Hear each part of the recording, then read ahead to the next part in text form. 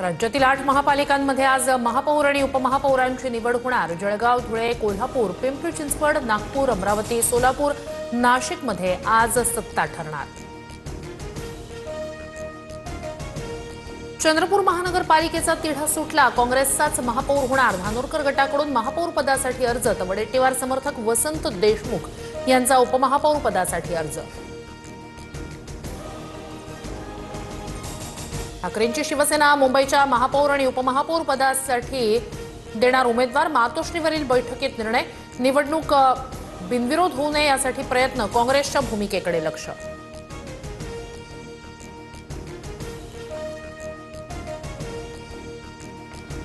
अजित पवारांच्या विमानात काय झालं आणि कसं घडलं, 9 तारखेनंतर सविस्तर सांगणार। बैठकीनंतर रोहित पवारांचं सूचक वक्तव्य, रोहित पवार विमानातील कोणती माहिती उघड करणार याकडे लक्ष।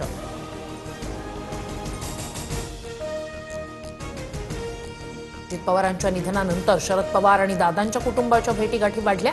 विद्याप्रतिष्ठानमध्ये अजितदादांचं स्मारक तयार करण्यासंदर्भात बैठक, तर दोन्ही राष्ट्रवादीच्या विलिनीकरणासंदर्भात चर्चा झाल्याची ही सूत्रांची माहिती। भारताचा 9 मोठ्या देशांसोबत मुक्त व्यापार सुरू, मात्र काँग्रेस काळात अर्थव्यवस्था 13व्या स्थानी होती। देशाची अशी अवस्था का केली? घोषणाबाजी करून थकलेल्यांना कधी ना कधी याचं उत्तर द्यावं लागेल, पंतप्रधानांची काँग्रेसवर टीका। फक्त प्रश्नांची इतकी भीती, मोदीजी सत्याला इतके घाबरले की असत्याचा आसरा घेतला। राहुल गांधींकडून एक्सवर पोस्ट करत पंतप्रधान मोदींना प्रत्युत्तर। कॅब आणि रिक्षा चालकांचा उद्या देशव्यापी बंद, ओला, उबर, रॅपिडोच्या मनमानी भाडं आकारणी विरोधात बंदची हाक। राज्यभरात 11 लाख तर मुंबई महानगरात 6 लाख ॲप आधारित रिक्षांची प्रवासी सेवा कोलमडणार। हवेची गुणवत्ता सुधारा, अन्यथा दंड भरा, केडीएमसीचा कडक इशारा। उच्च न्यायालयाच्या आदेशानंतर मेट्रो बिल्डर कंत्राटदारांना केडीएमसीची नोटीस। देशात 1,86,000 फास्टॅग कार्यरत, केंद्रीय मंत्री नितीन गडकरी यांची संसदेत माहिती।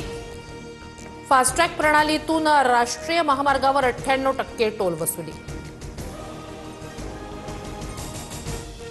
महिला प्रीमियर लीगमध्ये रॉयल चॅलेंजर्स बंगळुरूचा दणदणीत विजय, दिल्लीला पराभूत करत आरसीबीनं दुसरं जेतेपद पटकावलं। आरसीबीनं 6 गडी राखून विजय पटकावला।